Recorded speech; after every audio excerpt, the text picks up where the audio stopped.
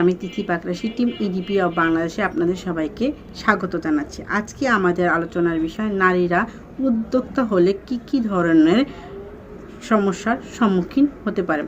নারীরা উদ্যোক্তা হলে বিভিন্ন ধরনের সমস্যার সম্মুখীন হয়ে থাকে। নারীদের পথ কখনোই সুমধুর বা সুমিশ্রণ বা সুমসৃণ হয় না।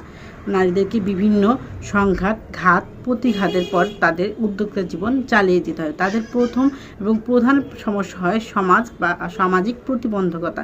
আমাদের সমাজ যেহেতু এখনও পিতৃতান্ত্রিক বা পুরুষতান্ত্রিক সমাজ, আমাদের সমাজে এখনও মনে করা হয় নারীদের আয় করার কোনো প্রয়োজন নেই।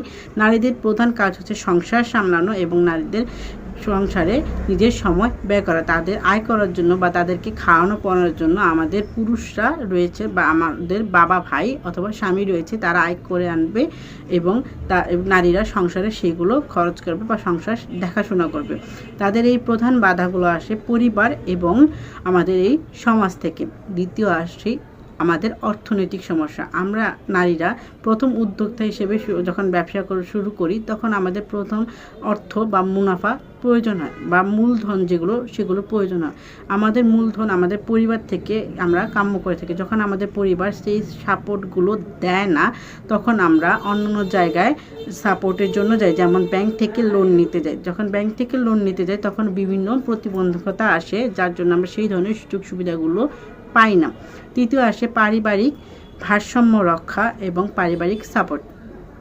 আমরা পরিবার থেকে সেই ধরনের সাপোর্ট পাই না বা নারীরা সেই ধরনের পরিবার থেকে সাপোর্ট পায় না, যার জন্য সে ব্যবসা এবং পারিবারিক ভারসাম্য রক্ষা করতে গিয়ে হিমশিম খায় এবং তার পরিশ্রমও দ্বিগুণ হয়ে যায়। একজন নারী সংসার সামলিয়ে পরবর্তীতে তার ব্যবসা সামলায় এবং তার পরিশ্রম দ্বিগুণ আকারে ধারণ করে। যদি তার পারিবারিক থেকে সাপোর্ট থাকতো যে না, তোমার সংসারে এত সময় ব্যয় করা লাগবে না বা পরিবারের এই দিকগুলো আমরা দেখছি, তাহলে সে তার ব্যবসায় সম্পূর্ণ মনোনিবেশ করতে পারত এবং তার উদ্যোক্তা জীবনকে সে দ্রুত হারে এগিয়ে নিয়ে যেতে পারত। তৃতীয় আসে জ্ঞান এবং প্রশিক্ষণের অভাব। আমাদের নারীদেরকে পর্যাপ্ত পরিমাণ জ্ঞান বা প্রশিক্ষণ দেওয়া হয় না। আমরা যে সমস্ত ব্যবসা করি বা ব্যবসা করব উদ্যোক্তাদের, সেই ধরনের প্রশিক্ষণ এবং জ্ঞান এখনও আমাদের দেশে চালু হয়নি, যার ফলে আমরা এখনও পিছিয়ে রয়েছি। তৃতীয় আসে নেতৃত্ব এবং বিশ্বাসযোগ্যতার অভাব। আমাদের নারীদেরকে নেতৃত্ব দেওয়া হয় না বা পুরুষতান্ত্রিক সমাজ হিসেবে অহংকার করা হয় যে নারীরা নেতৃত্ব কেন দিবে, নারীদেরকে কেন নেতৃত্ব, এই জন্য তাদের উপর বিশ্বাস রাখা হয় না বা নারীরা পারবে না এই জিনিসগুলো, এই জন্য তাদেরকে বিশ্বাসও করা হয় না, যার ফলে নারীরা এখনও পিছিয়ে রয়েছে বা উদ্যোক্তা জীবনে সে এসব প্রতিবন্ধকতাগুলো পায়। তারপরে আসে নিরাপত্তা এবং চলাফেরার সমস্যা। একজন নারী নিরাপত্তাহীনতায় ভোগে। একজন নারী একা রাত্রে চলাচল করতে পারে না বা দূরে কোথাও ট্রাভেল করতে পারে না, যার জন্য তার এই উদ্যোক্তা জীবনের প্রথম এবং প্রধান সমস্যা আছে, সে কেন একা চলাফেরা করতে পারে না বা এটা হচ্ছে তার প্রধান সমস্যা। মনোবল এবং আত্মবিশ্বাসের অভাব।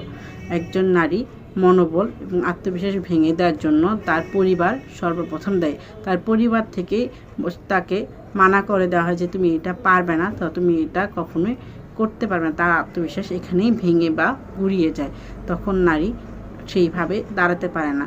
যদিও বা এখনকার নারীরা নিজেদেরকে মন শক্ত করে ধীর মনোবল এবং ধৈর্য শক্তি নিয়ে এখন তার উদ্যোক্তা জীবন শুরু করে, তারপরও বলা যায় যে অনেক নারী অকালে ঝরে যায়, উদ্যোক্তা জীবন থেকে হারিয়ে যায় শুধুমাত্র এই সমস্ত প্রতিবন্ধকতার জন্য।